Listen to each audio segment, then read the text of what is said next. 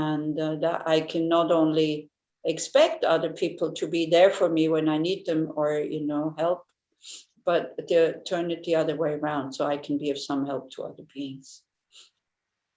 And then, of course, normally when we start this, these activities as a Buddhist, as a Mahayana Buddhist especially, one would take refuge, means one becomes aware of one's condition in like the unenlightened condition, that even though there is no COVID, even if Ani Losang is in Israel, even though you have a really good government, even though you have a wonderful relationship with your partner and your kids are all healthy, there will still be problems. I mean, we just have to really be aware of that. There is no way, as long as we're holding the wrong view and have dualistic thinking that things out there exist from their own side, not projected by my mind, then, you know, this dukkha thing will follow us wherever we go. As one says, if you are not able to see reality as it is, meaning empty of inherent existence, then it's like having a thorn bush on your, with very hard and very strong thorns on your bare back. You might wish not to feel the thorns, but you will feel them all the time. You will move forwards, it will hurt. You move backwards, it will hurt. You stand still, it still hurts, not so much maybe as when you move, but it will still hurt. You move left, you move right, it still hurts. So not understanding this, and meaning that, you know, as long as we have these, what is called 5 contaminated aggregates, which are produced by this wrong view of an inherently existing self, as long as we have it, it's like wishing to be free of pain and refusing to throw off the thorn bush. It's a bit like this. So when we become aware of this, that we are, you know, not just suffering because other people are unkind to us. This is kind of okay, isn't it? But because of not understanding, we are creating, through our reaction, when things are not going the way we want to go, we are creating more and more and more causes for more and more and more and heavier and heavier and heavier thorn bushes. So it's not so much the thorn bush that is the problem, like, you know, thorns from outside. Is our misunderstanding of reality that whether we want or not, we create more causes for sometimes some happiness, I do admit. You know, it's not just, when we hear the word dukkha, we don't understand what it means. We only understand the suffering of pain. But it also means the suffering of change. That whatever we find happiness in and pleasure in, it always ends. We always have to go and find something new that we can enjoy. And then the old pervasive suffering is that, you know, even though it seems as we're not suffering of pain at the moment, but the potential to have suffering of pain, body or mentally, is always there. These two sufferings we have to understand. Suffering of pain we understand. So then, you know, we should have a strong wish not to be under the control of our unhelpful emotions anymore, not to be directed with us through our self-cherishing mind. So we ourselves alone, you know, sometimes when we talk about these methods, I think we totally forget that they do come from the Buddha. You know, I mean, also psychologists say exactly the same thing. Scientists say exactly the same thing. But at the origin for us is the Buddha. So we can't say, oh, I don't need the Buddha. But how can you have these methods without the Buddha?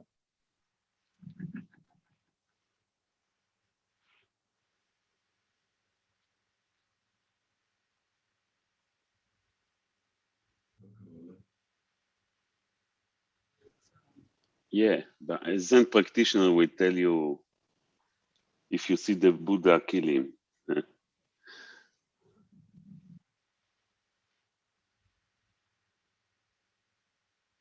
på en anden måde.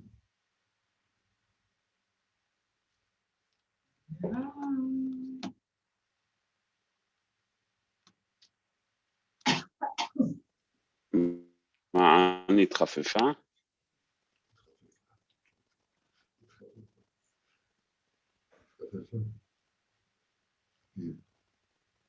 מעני נהייתה בודה. Yeah, maybe the Buddha was interfering. It says my video cannot get started. I don't know why. Anyway, I'll leave it like this until we finish with the meditation. But you can hear me now again, isn't it? Can you hear me? Yes, we hear you. Okay, thank you. We hear. Okay, we're here. We're still in samsara. Things are not going the way we want them to go exactly. This is what samsara is all about. Also, Nahum has disappeared all of a sudden. Something is weird with the internet. So, and also Noah seems to have some problems, but it says it's live on YouTube. So don't worry, Noah, it's going.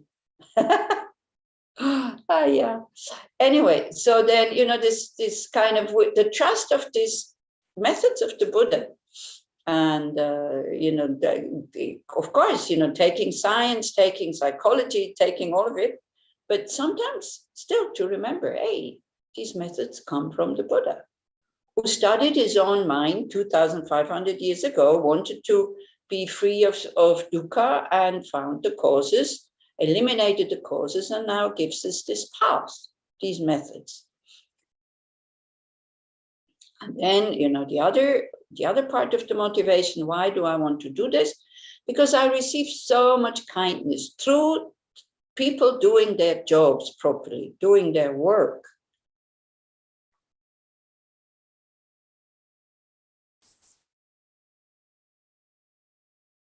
And so,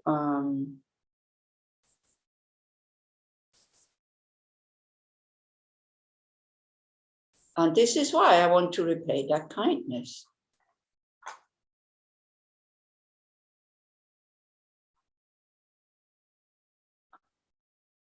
And the best way I can do that is by leading them to a state which is free from suffering.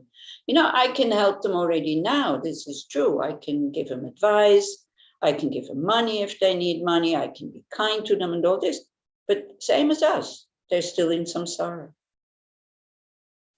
So we want the highest, we want the best, we want full awakening. Fully awakened mind, being able to perceive reality as it is, and having the skillful means to help all sentient beings. This is what we want. This is why we're doing these methods, these practices. So the whole thing, it's all about wisdom and compassion. But if we don't have compassion for ourselves, then it's very difficult, not just difficult, it's almost impossible to have compassion for others. And in order to develop compassion, we need to have awareness. We need to know what's going on inside of us. So in order to start the meditation, connect with your body and try to make the body very soft.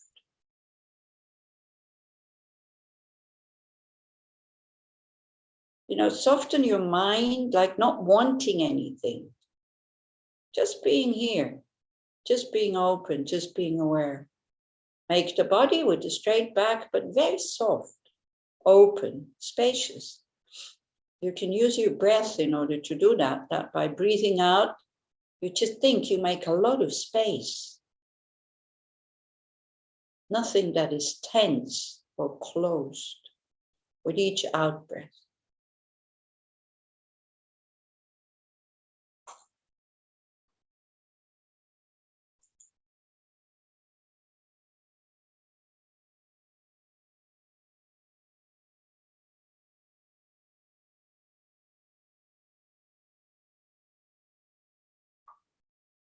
And then again and again and again, when you meditate, try to remember Don't meditate to fix yourself, to heal yourself, or to improve yourself.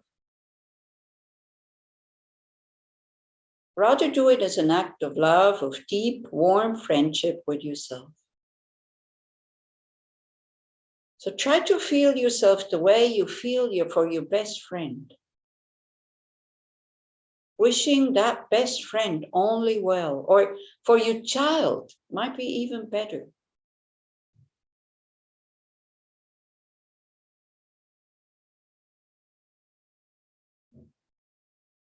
So in this way, there is no longer any need for the subtle aggression of self-improvement or the endless guilt of not doing enough.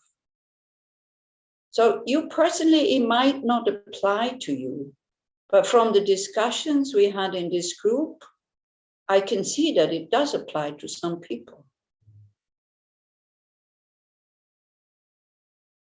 This endless guilt of not being good enough. Try to soften that.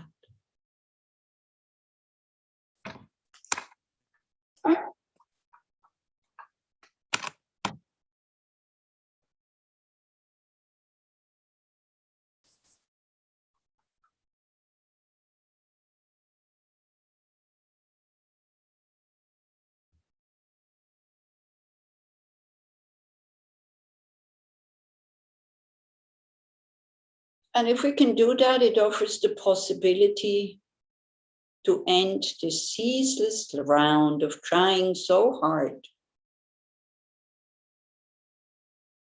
that makes so many knots and tensions.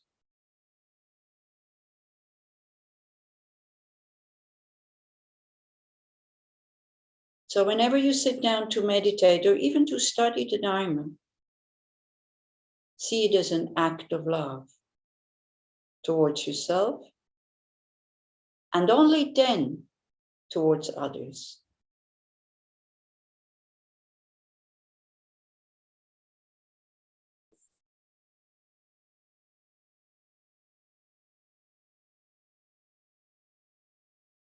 So now imagine a person that you find easy to hold in compassion. And this person is turning towards you with their compassionate gaze.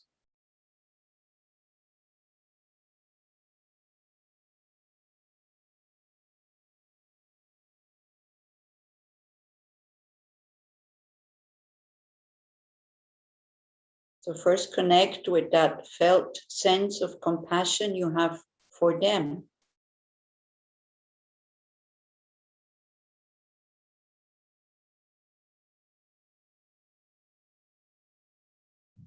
That you truly want to see them free from suffering.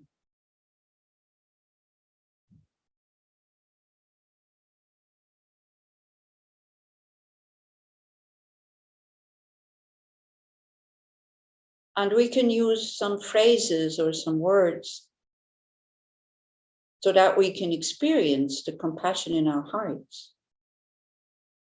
By maybe saying to them, I care about your difficulties.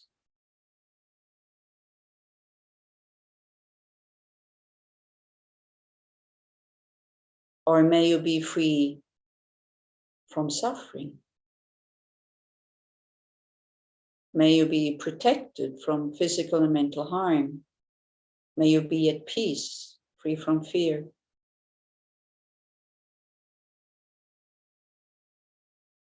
So just experience that very spontaneous wish for that person to free from suffering.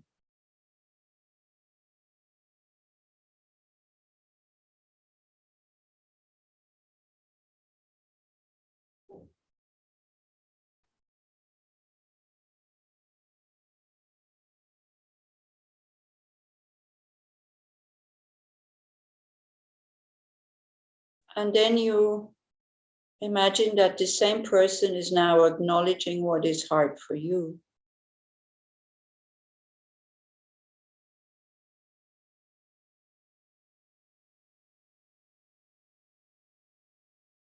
that same person is offering you the same tenderness, the same wishes that you offer them. And they also care about your difficulties. They see you, they acknowledge you, they understand. And now they wish for you to be free from suffering, to be protected from physical and mental harm, to be free from fear, to be peaceful and loving.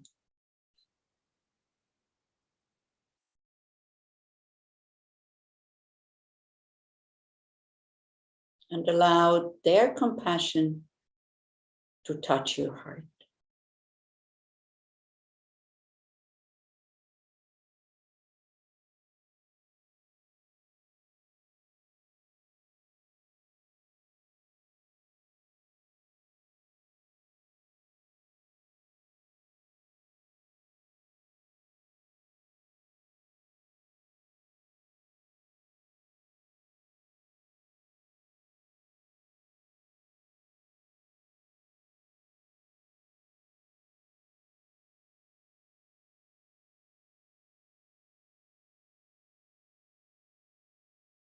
And then try to direct that same compassion to yourself.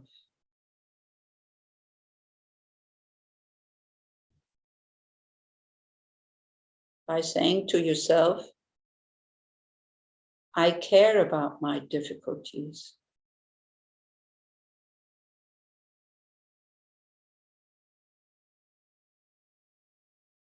Don't expect anything, don't manipulate anything.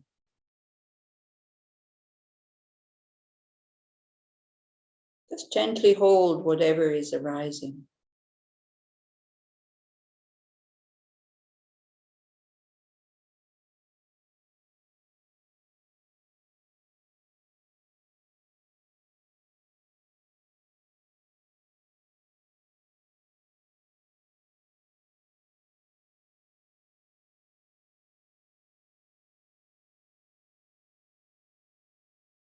And strange enough, very often there is resistance to do that.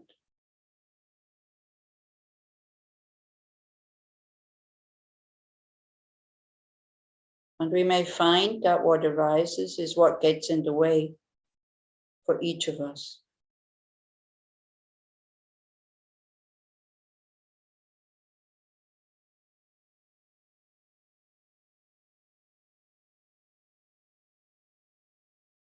And then we very gently just try again.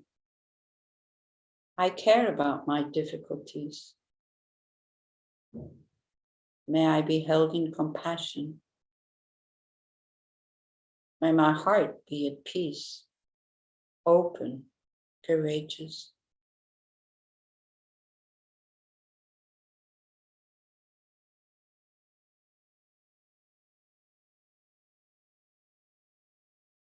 And again, just very gently hold whatever is arising.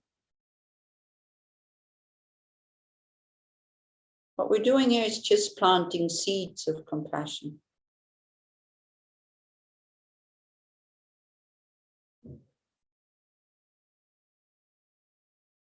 But just to remember again and again and again, if we don't have compassion for ourselves, we cannot have compassion for others. And it's not self-pity. It's a genuine wish to be free from suffering. And so it doesn't kind of go into self-pity. It's always good to remember, I am not the only one. It's part of our unawakened existence. Not to find what we really want.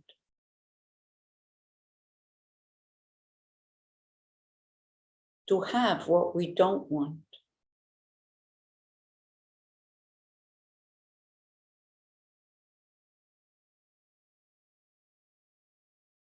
And to lose what we cherish.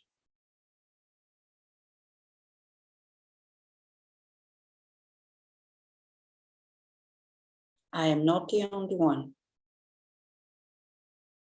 But may I be free from suffering and the causes of suffering.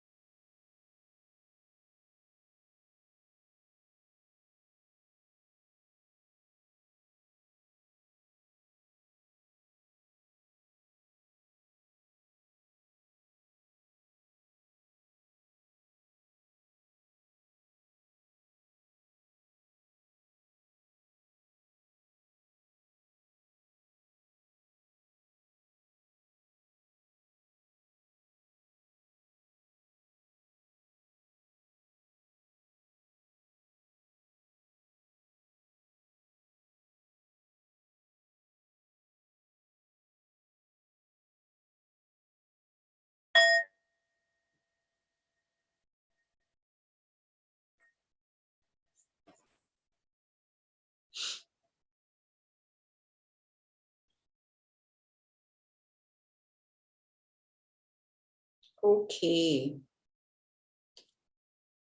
So how did that go?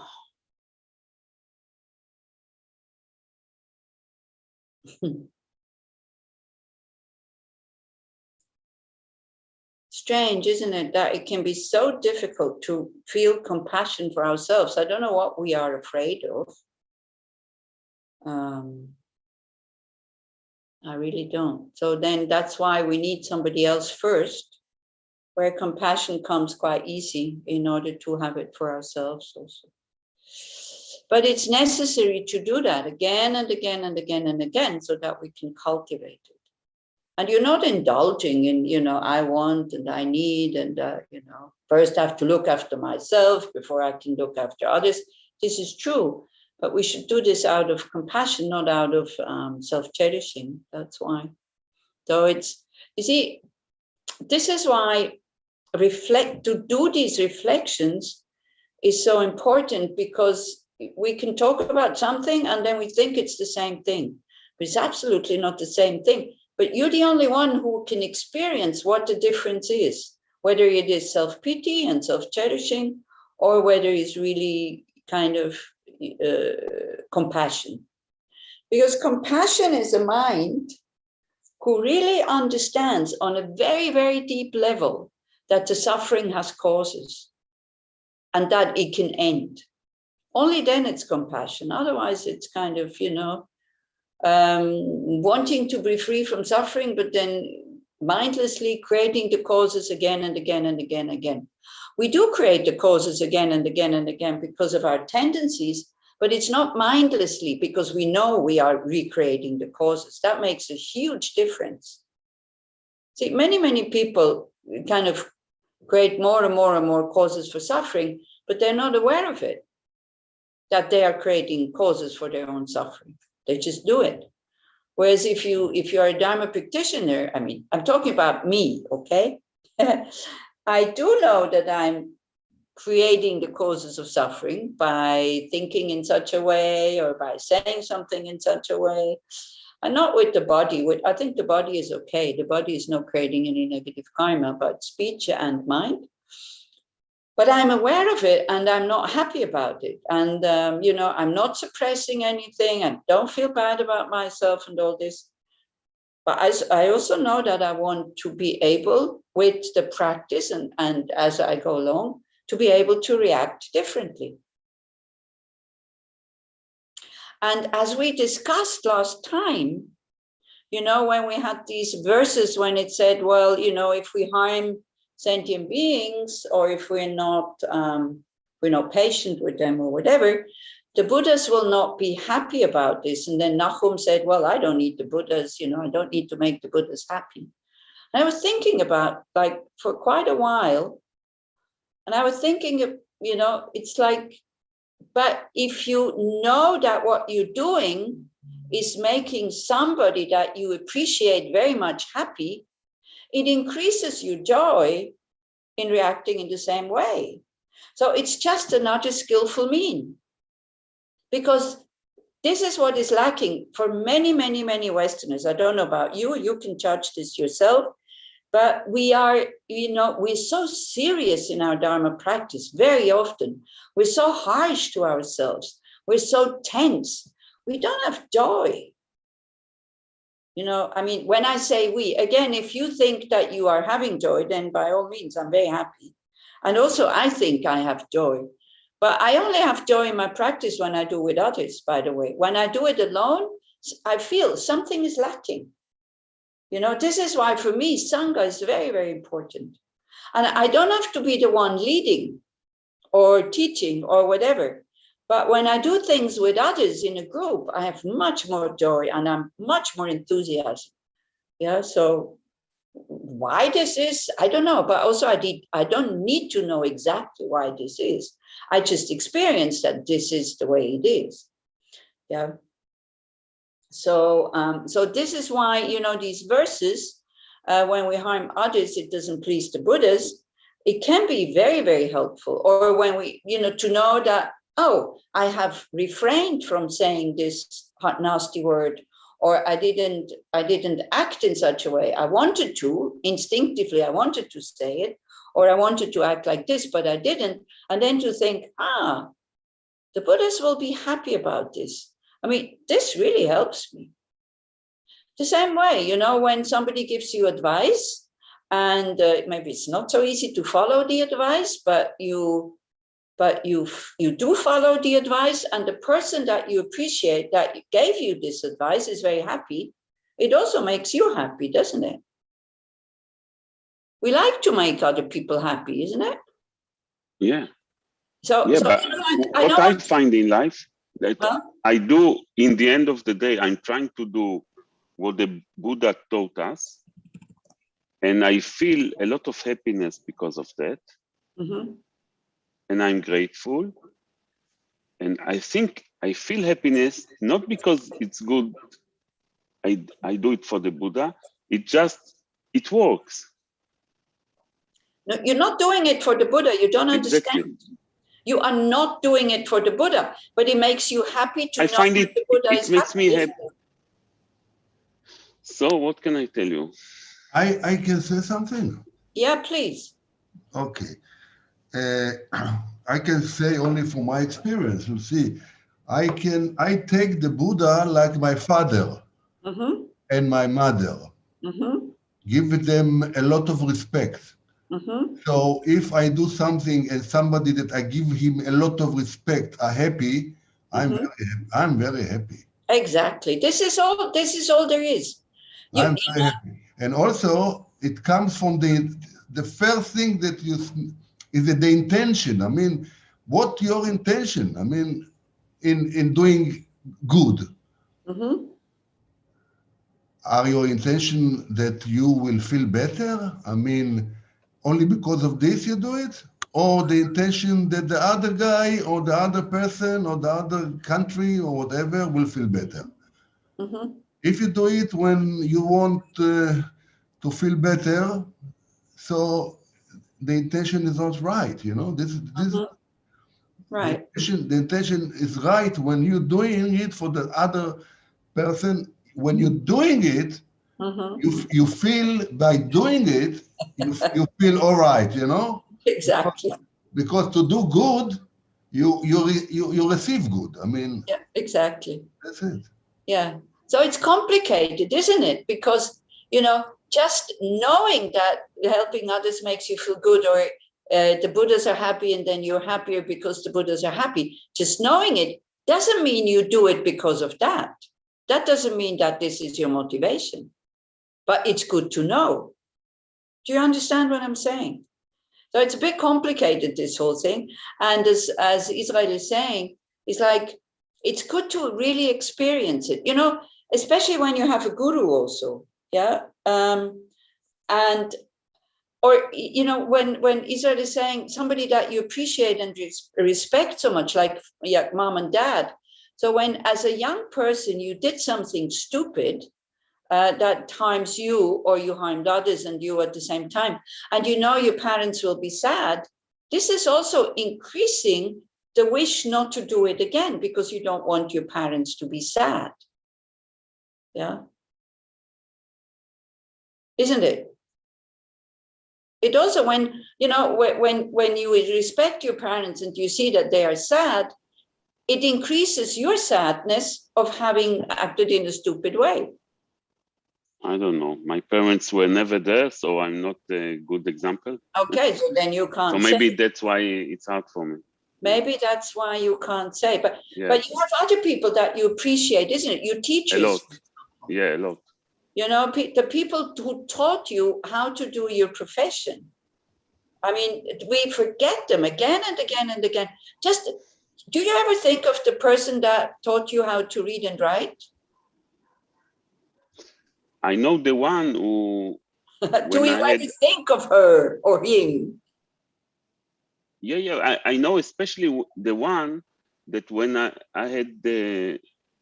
had some problems and I talked to her and she pushed me to Buddhism, and there's not 1 week that passes that I do not say thank you. And okay, you know, but this is not the person who taught you how to read and write. Yeah, also the one who taught me how to read and write, I remember.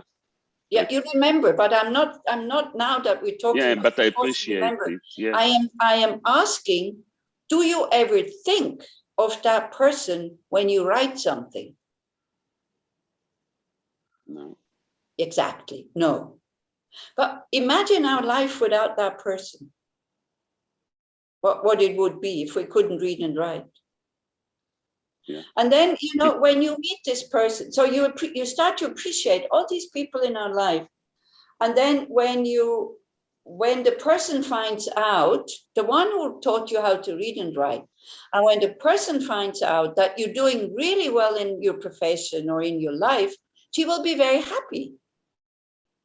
And then because of her happiness, you will also be very happy. I mean, it's as simple as that. Yeah.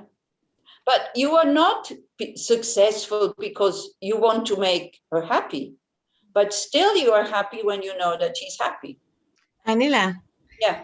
Maybe to sharpen it, I think that it's a different state of mind when we're trying to do something to please someone, like something, it's a little bit false. It's not from inside, and it's not that. Maybe this is what Nachum talking about. Motivation to please someone as a motivation to be pleasers. And it's not that thing. I think it's very delicate, this thing. Just thinking about the Dalai Lama sitting there with a smile on his face, and this is a real happiness, not from want to be praised. Exactly. But still knowing, you know, this doesn't have to be the motivation, but knowing the Dalai Lama has a smile on his face because so many people are doing what he is telling them to do. That's why he has a smile on his face. Again, that increases our happiness, even though this is not our motivation. Yeah. So this is why these verses, you know, so that we just remember. So this is what I'm saying. Try to apply. You see, when we just talk about the verses like this here and discuss, but we don't apply them, we don't use it, then we don't see what it does to us. You know, then it's just in the head. So this is what I did when we had already discussion last week, when Nachum said very rightly, you know, and it's good argument when you said, oh, I don't, you know, if I don't harm somebody, I don't harm somebody because of. But don't forget, your mind, you wanted to become a nun. You know, not everybody want to become a nun, and you know, I'm okay. Buddhism is a bit atheism. It's fine with me. Like, it's okay. It's okay. There's no creator. I don't want religious. Hey, wait. Nachum, I'm not just talking to you. Yeah, I know. There's some more people here. Okay, yeah, so don't take it personally. I don't want you to convince of something. Okay, but because we had this discussion, and it's really thanks to you, I started to apply it. You know, and you know, being a nun, not being a nun is like, I don't think that makes a difference. It's how serious you are in wanting to attain enlightenment. you know, and this, I mean, there's many more lay Buddhists than monk or nun. Yeah. So I started to apply it. And the same way that I let you talk about your experience, so I have to talk about my experiences also. So I started to apply it, and I thought like, oh, doing this makes the Dalai Lama happy or makes the Guru happy. And it actually increased my happiness. I never used it before like this. So it's thanks to you, Nahum, that I started using it. And I saw that for me, it works. But it works that increases my happiness. So you need to, in order for it to see whether it works or not, you need to apply it. You need to apply it in the moment, not talking about it. Well, talking about it is fine. And this is what we do, you know, a lot. We just talk about the situation, la, la, la, and this and that. But then we don't have the experience because the situation is not there. Yeah. Applying these verses is to be done in the situation. Okay. Maybe for us, I think about this last meeting before the break. Maybe for me, it will be easy to imagine you. You're teaching us so much, and smiling and happy. Yeah, if I come to Israel and one of you or all of you tells me, oh, you know, because we did these classes together and because we went through the things, I had this situation, I remembered verse number 10, and I was immediately able to let go. Can you imagine how happy that makes me? You know, we prepare such real situations and we are waiting for you to come to tell you. Okay. Okay, so we need to finish the text. So, yeah, because you see, it makes me very happy when people are happy with the Buddhist methods, without the Buddhist methods. I don't care why people are happy, but I'm happy when they're happy. Yeah. And if I see that they are using, you know, they're using methods that are really helpful, whether they come from the Buddha or not, is like the main thing is that it helps them to overcome their, you know, low self-esteem, their anger, their attachment, their jealousy, and whatever. Yeah, so it doesn't have to come from the Buddha. The main thing is that it works. But I can only, because I haven't studied psychology or science, so I can only offer you the Buddhist methods. Then if they work for you, it's fine. If they don't, then it's also fine. I still like you, you know, it's like, it's perfectly okay. And okay, so where are the verses? So we were at we have arrived at verse 128. Oh, I forgot to ask you about the homework. I think the homework was, you know, this feeling of superiority, that when somebody makes mistakes or somebody you don't appreciate, it was about appreciating others, right? When we appreciate somebody, we also respect them. When we respect them, our mind is much softer, and the door to negative emotions is kind of closed.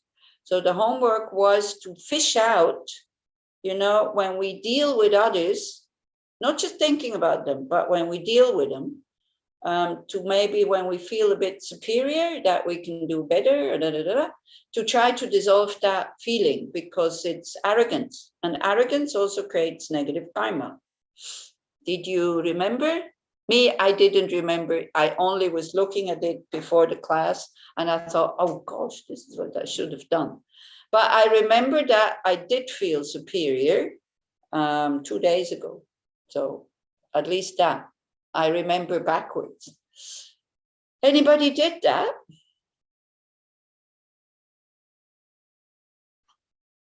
Maybe you also. I had the feeling. I didn't.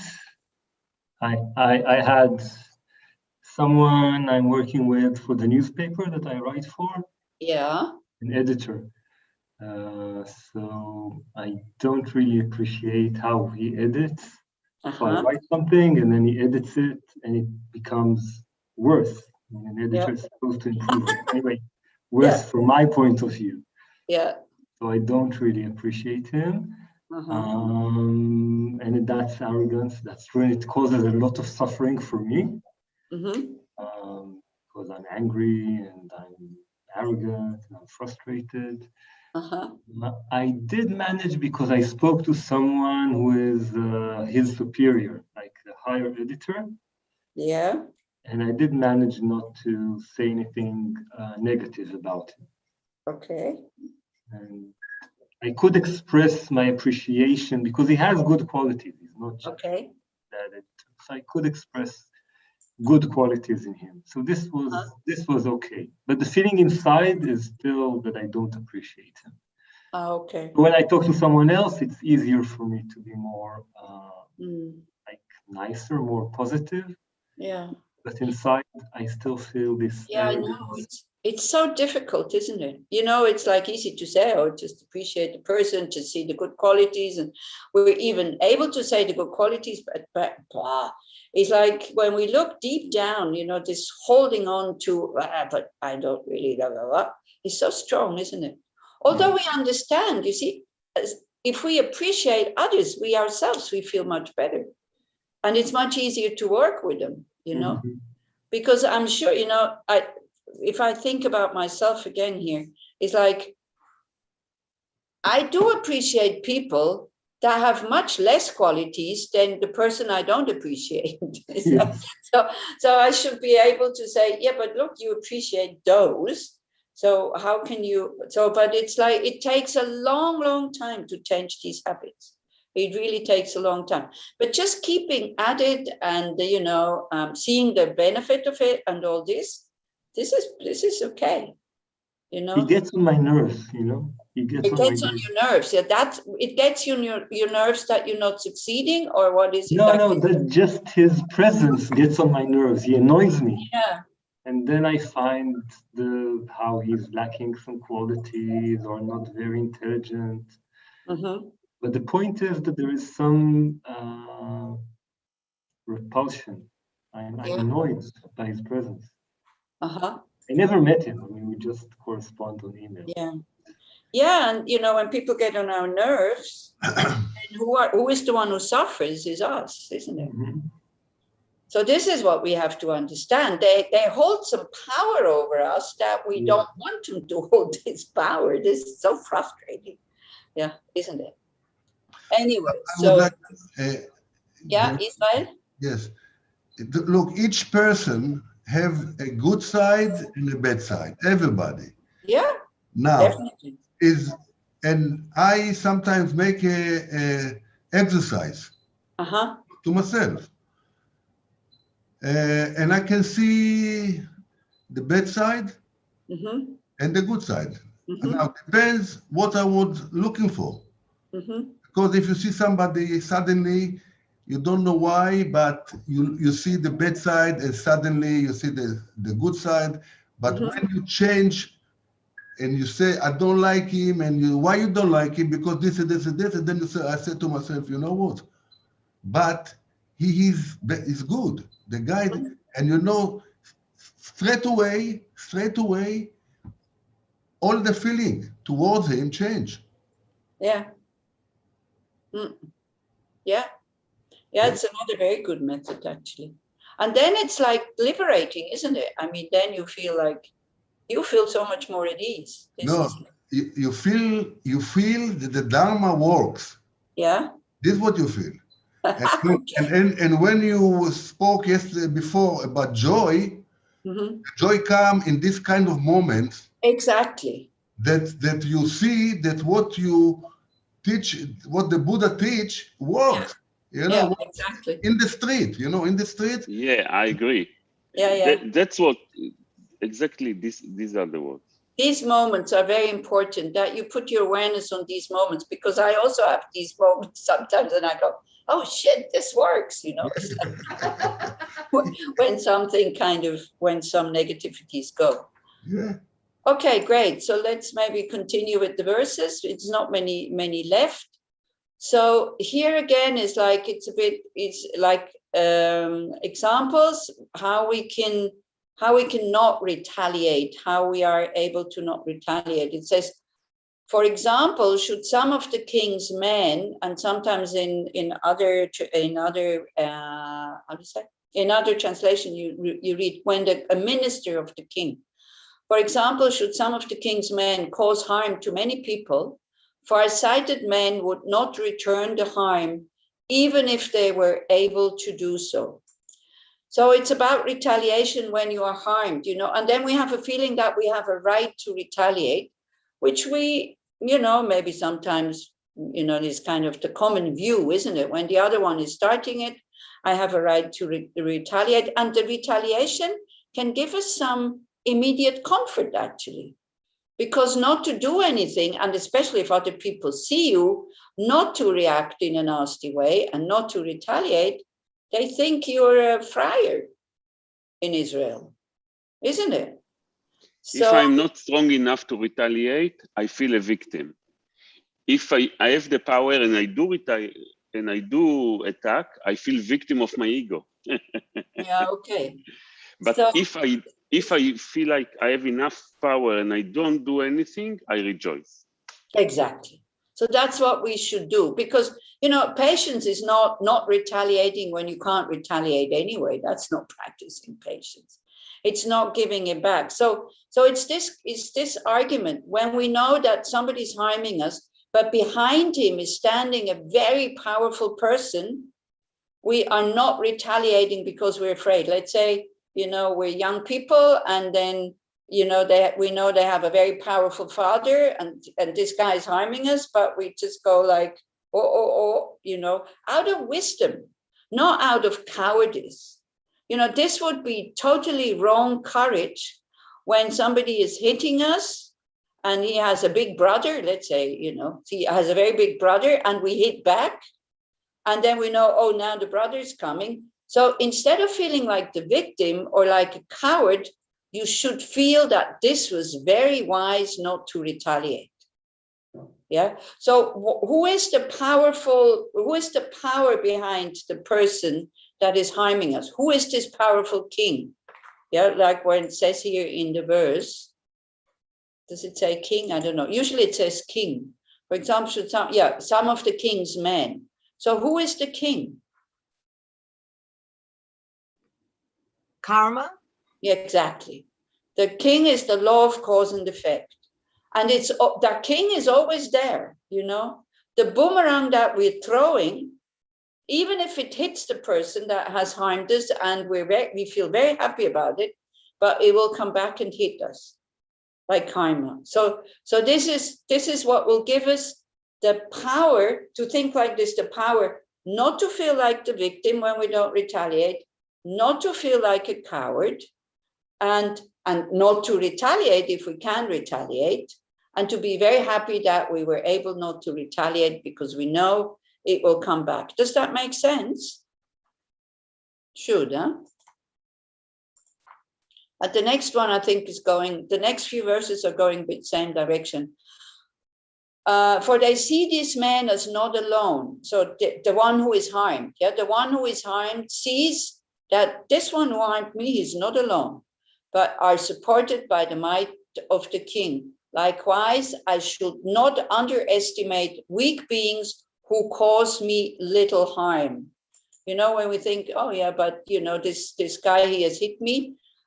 He's very weak, so I can hit back, but then we forget about the big brother behind him, which is law of cause and effect.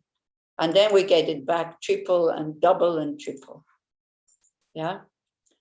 So now it even says, you know, for they are supported by the guardians of hell and by all the compassionate ones. So behaving like the subjects of that fiery king, I should please all sentient beings. Okay. So, you know, of course, you know, if you don't believe what Buddhism says, because Buddhism talks about hell realms where there's a lot of suffering. And in these hell realms, there is the guardians of hell who kind of beat and make you suffer. And these are whatever you've done to others, then these are the ones who are doing it to you. Again, if you don't believe in these places, other dimension, it's perfectly okay. That's fine. But it's just to know that even we don't believe in them, you know. I remember, I think it was, I can't remember which Geshe who said, you know, that practicing patience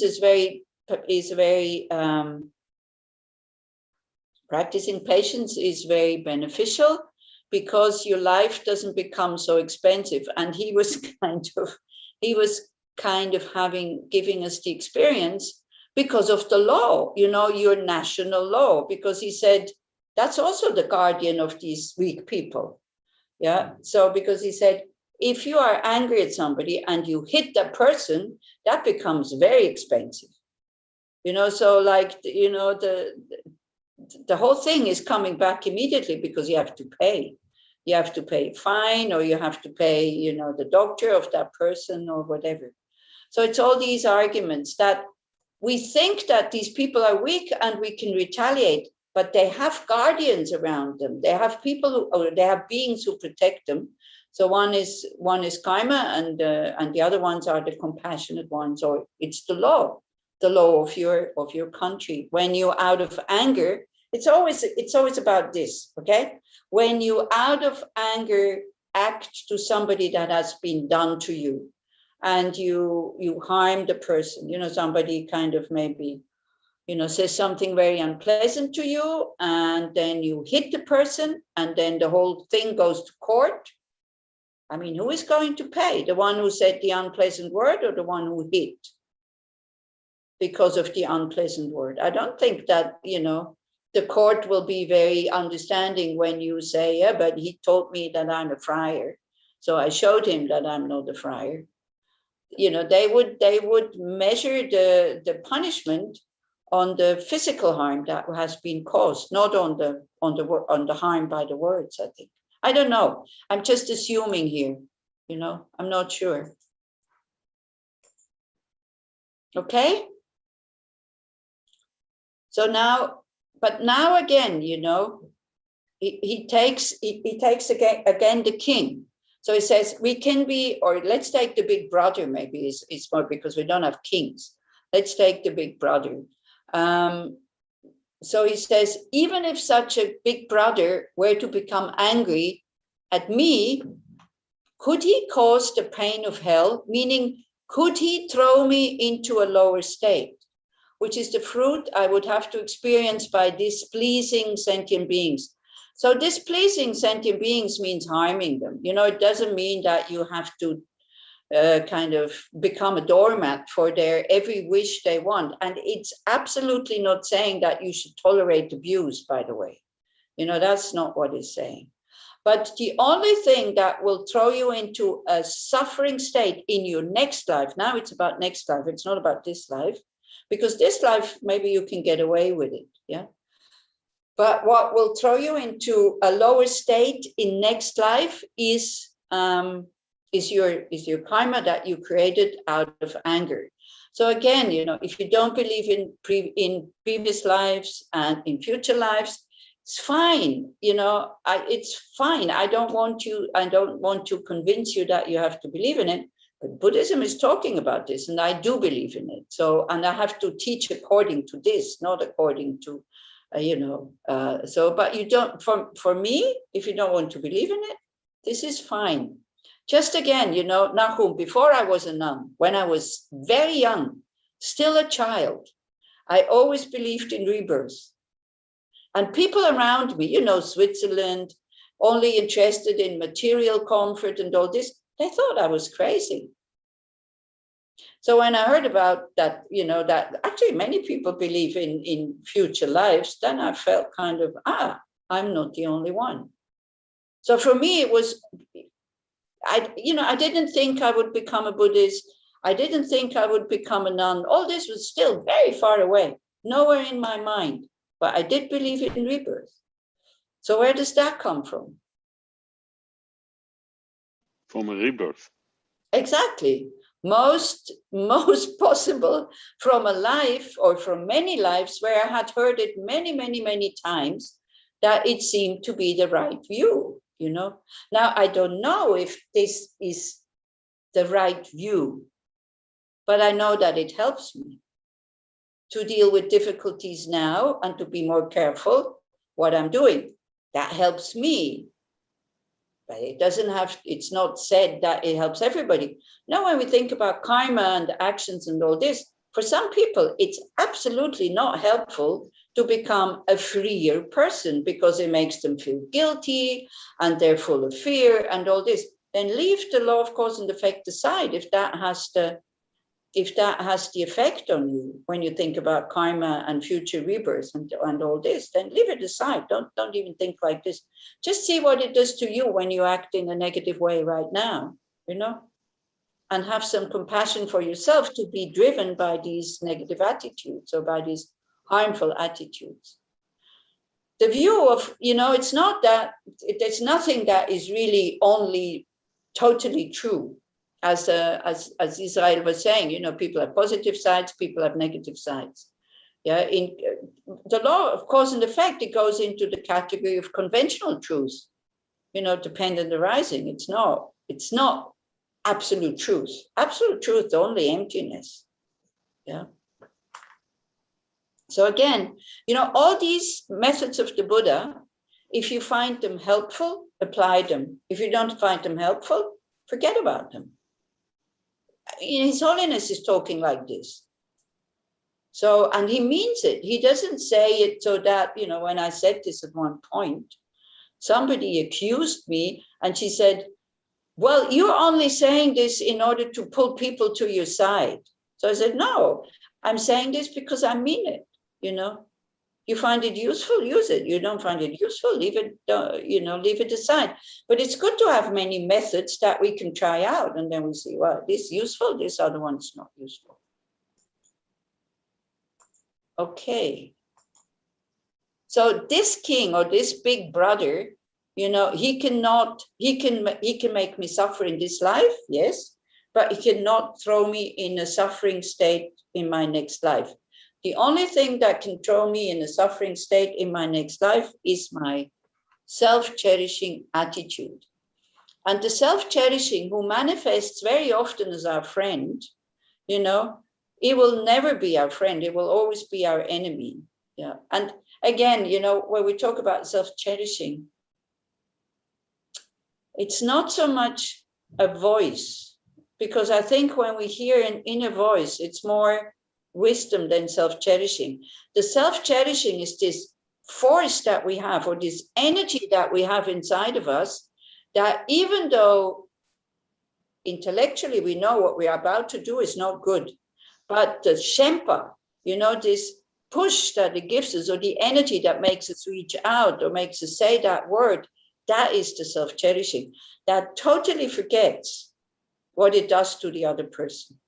Totally forgets about karma, totally forgets about long-term effects of what I'm about to do, only wants short-term gratification. That is the self-cherishing. Yeah.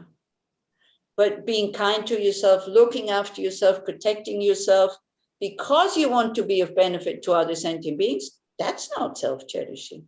That is fine. That is okay. So again, you know, as Netta was saying, when you say it's very delicate, it's a very fine line. Is it this or is it that? And who can find out what it is? It's only you. And how can you find out? Is by refining your awareness, by making your mind stable and clear. And then we know, you know, very often we can tell ourselves stories that, oh, I'm doing this for the benefit of others and blah, blah, blah, and this and that. But then when we have quiet moments, all of a sudden, there's a hot, there's a hot wave coming up. And I go like, oh, that was absolutely not pure at all, you know? And then I see, and then it's fine. And again, I'm not judging myself. I need to see when it's not pure, even if it's afterwards, but then I can regret and say, okay, you know, I can stop faking. And then again, I do like this, you know, this is how we make progress going forward, bit by bit, step by step, by noticing, by seeing, yeah. And as Netta is saying, it's very delicate. It's a very fine line. Is it this or is it that? Is it because I want to be a pleaser? Or is it because I just want to do it and then I'm happy when I see that they are happy? You know? It's very difficult. And without awareness, we will never know. If we're constantly, the mind is constantly outside, you know, with objects and situations and people, we will not find out. That's why awareness is so important. Anila? Yo. Yes? What is the antidote for being a pleaser? Being happy with the way you are. Being yourself. Understanding by not being yourself, your life becomes very complicated. Do you see what I mean? And what we did at the beginning of this class here, self-compassion. I'm okay the way I am. You know, this constant wanting to be better, wanting to be, why do we want to be a pleaser also? Because we want to be accepted, we want to be loved. We are not, you know, we're not sure that, well, if I'm really myself, am I lovable and all this? So what's the antidote to be a pleaser? Yeah, by being happy with what you are. By again in the morning, you know, I think we had this as a homework at one point. Look in the mirror and say, hello, how are you? Wow, I love you so much. You're okay the way you are. With your good sides, with your negative sides, you are trying good enough. You know, and then you fall down. I mean, you fall down. Again, you know, we go into self-cherishing, this, that, and all this. We pick ourselves up again. Okay, goofed it up. Try again. Doesn't matter. Main thing is that I'm not giving up trying.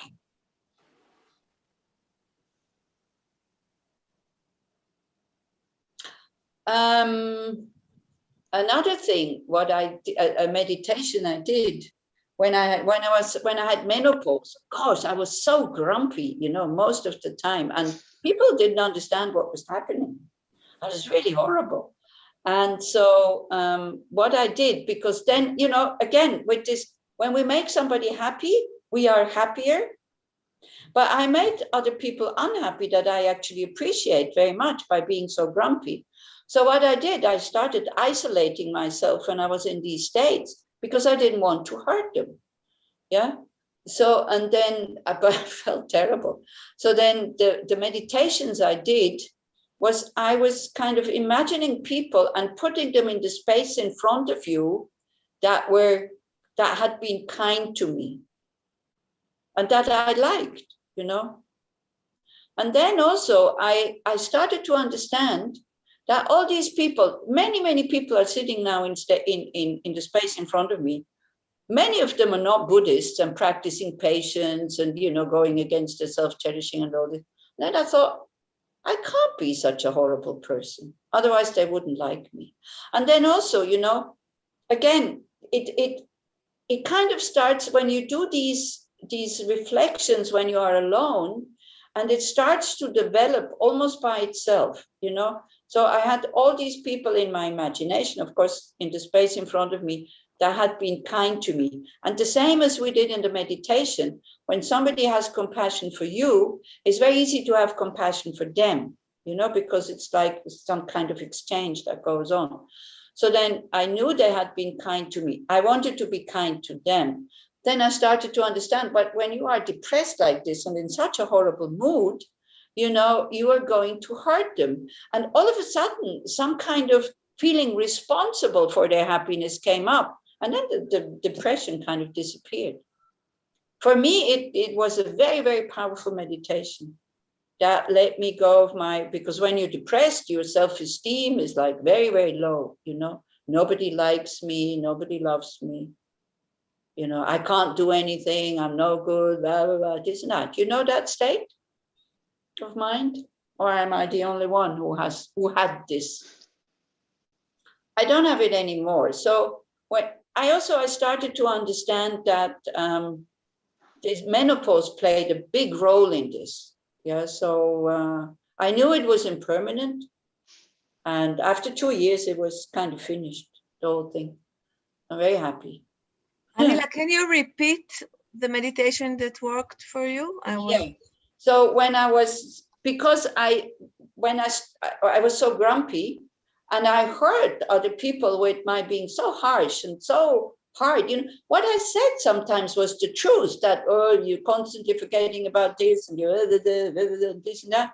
But it was very unkind. And I did it because I didn't feel well. That's not an excuse. You know, don't go around and think, I can do this because I don't feel well. But then I felt even more unhappy because I could feel how I was hurting them. So I just, you know, when I felt it coming, if it was possible, I stayed in my room. I didn't go out. And I started quite spontaneously, I started doing this meditation to think about all the people that have been kind to me, or that knew me and didn't harm me. That's already kindness, by the way. You know, if you think, but nobody is kind to me, everybody who knows you and doesn't harm you is kind to you, because they could harm you, but they don't. You know, so don't have huge expectations and go like, oh, only people who really help me and love me and praise me, only those are kind to me. No. People that, you know, did you a favor or just, as I said, didn't harm you. And then just see, and then it develops automatically, actually. Then let the mind go and let it go into that warm feeling of feeling tender, feeling held, feeling loved, feeling accepted. And then, you know, then it will develop automatically, I think. Don't manipulate too much in these reflections also. Just have the thought and then let the mind go that way. Do you see what I mean? Because then it will be your own understanding. It will be your own making. It will be something that the mind feels comfortable with, not something that is kind of, you know, you try to put into the mind that you don't want to accept. Like, Nahum, now I'm pulling your leg, you know, like pleasing the Buddha, you know. If you feel that it has to work, no. Let your own mind, you know, give maybe some questions to your mind or whatever, then let your own mind find its own answer that is helpful, beneficial. And then from neuroscience and from meditation also, when you start to have that warm feeling, then stop analyzing and put your awareness on it. So from neuroscience, so it can wire, you know, these connections can happen. The longer you can keep it in your awareness, the stronger the wiring will become. As they say, when it fires, it will wire, something like this. Yeah. Is that okay, Anita? When you feel bad about yourself, just think about all the people who have been kind to you, and then watch what happens, basically. Quite simple. Okay, so the king or the big brother, huh? Anila, thank you so much for explaining about the menopausal and the meditation. Thank you. Yeah. Never forget, it will end at one point. I felt it now. If you're not in menopause and you are with women who have menopause, please understand they don't do this on purpose. They also feel bad about being grumpy, and they feel actually worse because they know that they are hurting you. So, and they're not the way they would like to be. Yeah, but it's impermanent. It also passes, so it's okay. And don't use it as an excuse also, okay? But use it, you know, in order not to identify with it and not to feel too bad about it and think, okay, it's menopause, it will pass. But at the moment, I just have to be careful not to create too much damage, you know, and this is why I'm going to shut up and go somewhere else now. So the big brother cannot cause you next suffering rebirth, but also the king or this big brother, even if the big brother has a lot of power, he cannot give you Buddhahood, which is the fruit I would obtain by pleasing sentient beings. Okay? So only we ourselves can give us Buddhahood, but we need other sentient beings in order to attain Buddhahood, because you have to practice the 6 perfections, because you have to practice love and compassion. And with the Buddhas, you cannot practice love and compassion because they don't suffer. You can practice loving kindness with somebody that you find he has no luck. You know, he's not a lucky person. He's sad or whatever. So then you wish the Israelis him to be happy and may I just finish, Nahum? May you be happy and have the causes of happiness, this loving kindness. In order to generate compassion or develop compassion, you need somebody who is suffering. In order to practice generosity, you need other people. In order to practice ethical conduct, you need other people that you could behave unethically towards. You know, ethical conduct, by the way, or positive karma that we create through ethical conduct, is only by consciously abstaining from something that we could do. It's not, you know, nobody's here that I could kill, so I'm not creating the karma of not killing. I only to create the karma of not killing when I have when there is somebody that I could kill, and I actually have a wish to kill. Okay, so in order to behave ethically, I need other sentient beings. In order to practice patience, definitely I need other sentient beings. So it's other sentient beings who make it possible for me to attain Buddhahood. Now again, what is Buddhahood? Buddhahood is a mind who is totally free from all wrong views and negative emotions, and has a wish, a spontaneous, effortless wish to be of benefit to all sentient beings. On top of it, it has the skillful means, knowing what will help and knowing what will harm. If you don't want this, fine with me. I want this. I definitely want this. Yeah. So Nahum, now you can say what you wanted to say. No, it was nothing important. Okay, because I needed to finish, because otherwise I would So say. That's why. Okay. So that's why we need sentient beings in order to attain Buddhahood. So then why do I not see that my future attainment of Buddhahood, as well as glory, renown, happiness in this very life, all come from pleasing sentient beings? Now, you know, whether we please sentient beings or not, this not so much depends on other sentient beings, whether they will be pleased with us or not, but the wish to make them happy. Yeah. Now, if you see His Holiness the Dalai Lama, I mean, he's pleasing many, many people. You know, many people pay a lot of money to go and see him when he's in the West, or many people you kind of bear a lot of hardships when there's teachings in the East. In the East, it doesn't cost anything, but it's very uncomfortable because there's a lot of people. You have to fight for your space. How many of you have been in teachings of His Holiness in India? Was it very comfortable? No. It was very interesting. Huh? It was very interesting.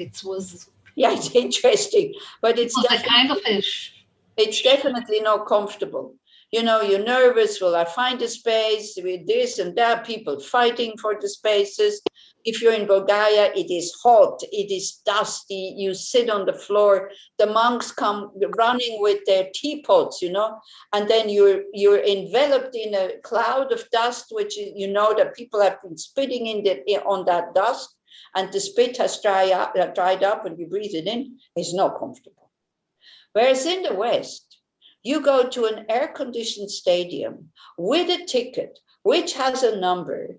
And if somebody's sitting on this seat, you can say, excuse me, this is my seat. The person very politely will get up and find his own seat. This is what I mean. And then in the break, you know, you go to all the kiosks where they serve drinks and food and this and that, but it's expensive. So this is the other one. How did we get onto this to teach it? Because His Holiness, you know, people either bear hardships when they go to the East, or they pay a lot of money when they follow teachings in the West. So that means they are pleased by His Holiness. Now the Chinese government or the Chinese army or whoever, they're not pleased with what he's doing, but still he has a wish to please them, to make them happy. Why do we want to make people happy? Because when people are happy, same as us, they're not harming others. This is one reason why we want to please them and why we want to make them happy. So that they are protected from their negative mind. But again, doesn't mean you become a punch bowl for their eight-worldly concerns or things like that. If somebody's exploiting you, somebody's taking advantage of you, you don't have to do it. But still trying to make them happy in a more skillful way, which is also good for them. Which only a Buddha can, by the way, because we don't know, you know, we don't know how to make people happy without them getting attached or something like that. This is why we have to become Buddhas, so we know how to make them happy without any agenda, you know, because as Netta is saying, very often we do have an agenda because we're afraid of them or because we want them to like us or this and that. But we can still do exactly the same thing, see that we have an agenda and still continue to be pleasers, but change the motivation. Change the motivation by saying, I want to make them happy, I want to please them, so then they're happy and then they're not harming others. You do exactly the same thing. Do you see what I mean? Maybe the difference is how much the self is in the center or not. The self, also self-cherishing. Yeah. The pleaser, if I want to please someone, I want him to like me and praise me. And it's a huge difference in the feeling, in the experience. Then I really want this goodness to be or to happen. Yeah. Yeah. And then the self is it's not existent so much. Yeah, exactly. At that moment. Exactly. And it's a matter of being aware. It's a matter of awareness, being able to look inside and to see the motivation inside. Yeah. And that's also difficult because sometimes I do think I have a good motivation. A little bit later, I notice, wasn't really, you know. But then again, don't judge yourself. Don't feel bad. Just be more vigilant and more aware next time. Life is difficult. Life is complicated, I tell you. This is why I want to get out of samsara, because I had enough of it. Okay, so why do I not see that my future attainment of Buddhahood as well as glory, renown, and happiness in this very life, you know, already without wanting to become famous and liked and loved and respected and all this, it will happen whether you want or not. If you are genuinely concerned about the happiness of others, or if you, because I heard a very good thing, we had this multi-religious working together how to accompany people spiritually, like we just made this association here in Bern, and we were 16 people for 2 years kind of working together on guidelines and requirements and this and that. And so the association came into life with a name and, you know, everything last Monday evening. And the Protestant priest, he said, you know, why I really love to work with these 16 people of 8 religions together. It was funny because we were 8 men and 8 women and 8 religions. So it was like 16 people. So he said, what I really appreciated was meeting you, not teaching you, not guiding you, not kind of even helping you, but meeting you. And I found that very profound what he said. You know, when we meet somebody, we should meet them for the sake of meeting, not for the sake of helping them, changing them, whatever. Of course, if that's your profession and they come and ask for help, that's different. But this is like privately. And I don't know if it speaks to you, but to me, it really spoke in a very deep way, because in German is like different words, to meet and meeting. Yeah. So you know, if we approach somebody we don't know yet so well, or even if we know them, maybe if we can inside have a thought, I want to meet you. Maybe in Hebrew you have a better word, because in German it's begegnen. So it's like, it's something, you know, it's not just like this. It goes also like this. Without shoes. Huh?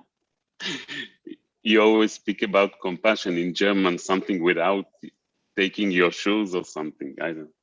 Yeah, No, the compassion, Mitgefühl, is like feeling how the other feels, feeling how it is to be in the shoes of the other, but then also giving the shoes back. They're not your shoes. Don't keep them on. They're not yours. Yeah, that's okay. Yeah, it's a good one, that one, actually. So maybe next time you meet somebody, then may I meet you? I want to meet you without, you know, not change you and not make you a better person or not whatever. I just want to meet you, because we all know how touched we are when somebody is really interested in us. What that, you know, how that really makes a very good connection. Okay. And it was so inspiring to work with these 16 people. We had such a good time, I tell you. We had not one argument, even though, you know, the views sometimes of their tradition was going like this. Yeah, like, for example, when it came down to homosexuality and you know, choosing to die and things like this, it was like we had people that they said, no way, I will not go to such a dying person because it's a sin. But still, these people totally accepted as people, not their views, because it clashes with my view. So it was a very interesting time, these 2 years, to meet with this group. I'm really sad that I'm leaving Bern because I'm not working together with them anymore. Okay, so last verse here. While in cyclic existence, patience causes beauty, health, and renown. Because of these, I shall live for a very long time and win the extensive pleasures of the universal chakra kings. So you don't have to worry so much about the universal chakra kings. Apparently, it's a rebirth with the 32 minor and major and 80 minor signs of a Buddha, but you're not a Buddha yet. So I think we're not there yet. But still, you know, if we are a patient person, it will give us, oh, now I got something in my eye. It will give us beauty, and it's not talking about outer beauty, it's talking about inner beauty, health, because anger is definitely not healthy. Imploding anger is not healthy. Outploding anger, exploding anger is also not healthy. It will give us a good renown. You will have a good, a good reputation. You know, if you're constantly angry and harming others and all this, you might become famous. That's true. But you're not going to be, you will not have a good reputation. And we like to have a good reputation, isn't it? Again, you know, you're not doing it to have a good reputation. It's just a side effect that comes. So it's good to know. Its fruit is longevity. So you will have a healthy, long life and the vast contentment of a universal king. Like kind of, you will have the, let's say like this, you will be content. You will have the satisfaction. You will have a happy life as if you were a universal monarch or a universal king. That's it. We finished with the text. Wow, exactly on time. Isn't that wonderful? Without planning. So, as I said, you know, we finished with the 6th chapter. It's a very important chapter. But don't forget the first 5 chapters that, this whole text is built up. And try to look at it from time to time, try to digest it, try to use it, as I'm saying. These verses, this is kind of a handbook, how to behave in daily life. So then we forget, of course, I also forget. So this is why it's good to take it from time to time and look at the verses. Sometimes, when you have a problem, it's quite amazing. You just open the book somewhere, and very often it gives you some answer. And so that's it. And then next Friday, Saturday, and I think 2 or 3 more Fridays, Saturdays, Geshe Toji Namdul will teach on the 9th chapter, which is, we have to practice both wings. We have to practice the wisdom, knowing about reality. And what we did here is the conventional side, the method side. So it works together. The more patient we are, the more we have a good dealing with our negative emotions, the better we will understand emptiness, because then we will have moments of absence of I where we can feel the spaciousness. The more we understand emptiness, at least intellectually at the beginning, the more we will be able to deal with our negative emotions in a skillful way, because we know they don't exist the way that they appear. And the story that they're telling us also is not true. So it really, again, it works together. It's not to be practiced separately. So if you have time, if you have the patience, because it will be challenging, I can tell you that, then watch him. And even you don't understand, it doesn't matter. These things you have to hear again and again and again and again about emptiness. You have to hear it many, many times until it starts to kind of click a little bit. What exactly does it mean? Has anybody made the experience that first time you thought like, wow, I will never understand. Anyway, what does this have to be with compassion? Have you ever thought like this when you heard emptiness for the first time? Especially if it was a text by Nagarjuna or something like this. Have you not thought like this? Thought and thinking also in the present. I'm still thinking. It's not from the past. Okay, so then keep listening. Because the only way we will understand is if we keep listening. And you can't, if you have a wish to be free from suffering, you cannot leave emptiness out. You can't say, oh, this one, it's not interesting. I'd rather only connect with the method side, because then the compassion becomes too tense. The whole suffering becomes too intense when we don't think about emptiness. When we only think about emptiness, we become nihilistic, say, oh, nothing exists anyway. We need both sides. So it doesn't become too heavy, but also so it doesn't become non-existent. Yeah. So don't give up, just keep listening and you will be able to understand. I mean, this whole thing, things do not exist the way that they appear. This we understand, isn't it? This we understand, that the way I see the world, I'm the only one who sees it like this. Nobody else sees the world the way I see it. This we can understand. Yeah. And also we can understand that sometimes we have moments where there's total absence of I, and there's so much space and so much well-being and so open, so it's difficult to describe. Again, you have to experience it. And then we go, this is the selfless state. Yeah. Okay. Okay, so I will see you hopefully in Israel in end of August, something like this.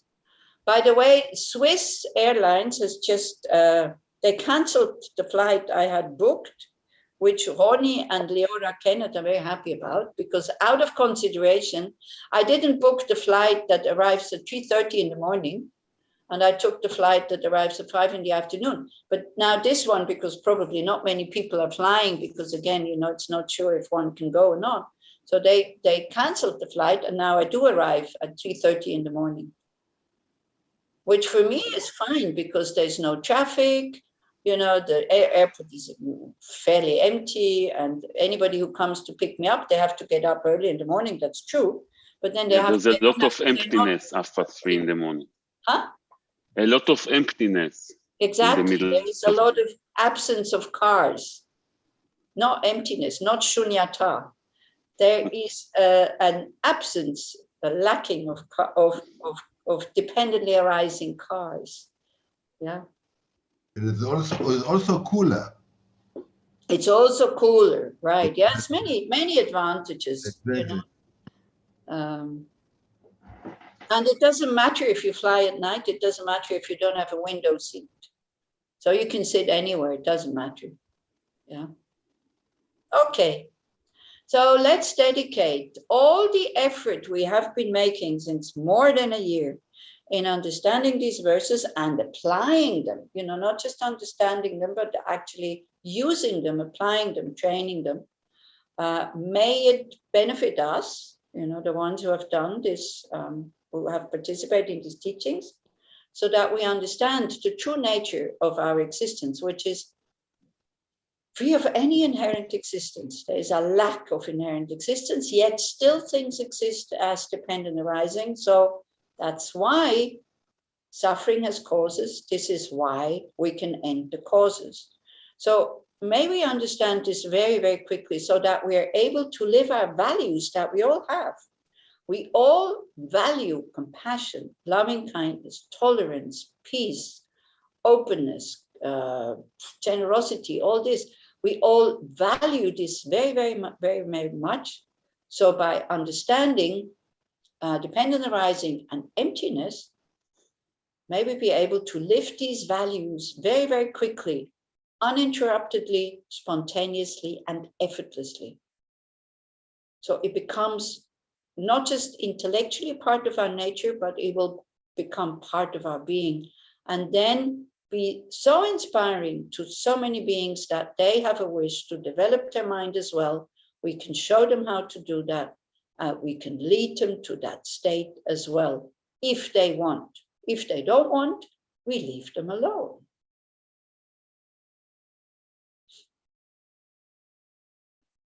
Okay. Thank you so much. And see you in Israel.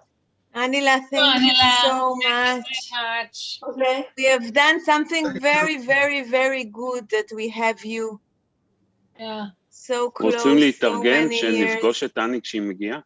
ברור. גם שתגיע. קודם שתגיע, בדיוק. Yeah. Well, and you know, in case, who knows? I mean, it's always good to think about everything. So in case I cannot come, then we can just continue on Zoom with the 7th chapter. That's fine. Mm. Or even if I'm in Israel and it's difficult to meet, we can also, you know, I don't know what we will do. We'll see. We will see. I will have to follow instructions from Shachar and Inbal. Inbal Cohen is my boss this time, which I'm very happy about, of course. You know, the one from ENUP. Yeah, so we will be a good team. We will try to make you happy in our mind. If you are happy, I am happy. Actually, there's a very nice saying also in the video, you know, what about you? So it's like, how does it go? We can finish with that. It's like, it's so nice, where it says, if you are happy, I am happy. So first you, then me, then the heart is free. So it's very nice. Will I repeat it? Then me. If you are happy, I am happy. So first you, then me, then my heart is free. It's very nice. Anila? Yeah. I really can't wait to see you. Okay. But you'll have to wait to see me at least until the 17th, until the 18th of August at 3:30 in the, well, until I'm out, maybe at 4 o'clock or something, or 15, let's say. So if you want, you can come to the airport. Can you repeat the date? 18th of August, because I'm flying at 11 o'clock or something at night on the 17th. The plane arrives at 3:30 in the morning. Wednesday, early morning. It's a Wednesday. It's a Wednesday, okay. Yeah. Oh, okay. So see you there. Thank you. Thank you so much. Let's dedicate that. We'll meet all there. If not at, not at the airport somewhere else in Israel, it's okay. I'll be staying for 3 months, so it's okay. I'll have time. Good. Okay, Thank bye. you very Thank much. you, Anila. Thank you. Thank you, Love you. Anila. Thank you. Take Bye. care. Take care, Annie. Very much. Thank you. Thank you, everyone. Toda, thank you. Thank you, Joe.